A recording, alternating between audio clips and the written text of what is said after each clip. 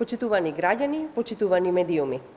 И во културата, исто како и во другите сектори, понудата на Христијан Мицкоски и ВМРО ДПМНЕ се лаги, лажни вести и украдени и скопирани проекти од СДСМ. Нема ништо полицемерно и понесериозно од тоа Мицкоски да ветува повисоки плати во образованието, кога токму пратениците од ВМРО ДПМНЕ, предводени од Владко Ѓорчев, го блокираа носењето на измените на Законот за исплата на плати. Со намерно незакажување на седницата на комисијата што ја предводеше Ѓорчев, ВМРО ДПМНЕ им го ускрати правото на професорите во високото образование да добијат за 10% повисоки плати, како и на наставниците во средното и основното образование. Во однос на понудата во културата, таму лицемерието на Мицкоски е уште поголемо.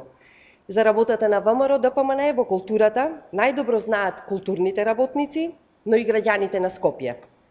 Може би Мицкоски, извршителот на архитектот на Скопје 2014, заборавил, но граѓаните не ја забораваат културната катастрофа и пустош што го остави неговиот шеф и криминална партија во културата.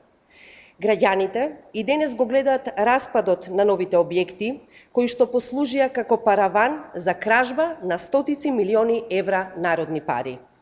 Граѓаните не ја забораваат целосната партизација, во која што културните работници беа претворени во јавни даватели на услуги и во учесници на контрапротестите на ВМРО ДПМНЕ.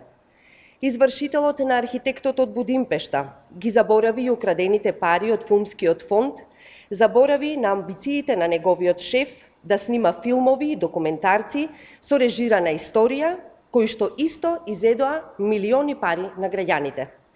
Наместо тоа, Мицкоски почна да се фали со програма која што веќе ја реализира и ја предвидува СДСМ преку институциите што ги предводи. Делегираниот буџет на културните установи, за кој што зборува денеска Мицкоски, е детално разработен во новиот за остварување Закон на јавниот интерес на културата. Законот е усвоен од владата, по 2 годишно усогласување на јавни дебати и сите релевантни институции. И наместо Мицкоски и ВМРО ДПМНЕ да го поддржат законот и да придонесат позитивните решенија побрзо да станат реалност, тие го отфрлија без аргументи, а крадејќи ги неговите специфични решенија. Новиот закон не само што пропишува институциите сами да одлучуваат за своите годишни програми, туку овозможува и врвните манифестации, програми, фестивали и активности на здруженијата да стекнат статус од особен интерес и да преминат на повеќе годишно програмско финансирање. Вложувајќи во стиропор и фасади, ВМРО ДПМНЕ ги остави да се распаѓаат Прилепскиот театар, зградата на Центарот за култура во Охрид, во Струмица, Кумановскиот и Штипскиот центар за култура ги остави без грејење. Нека не ги лаже ДПМНЕ граѓаните дека сега истите тие институции ќе ги обновува.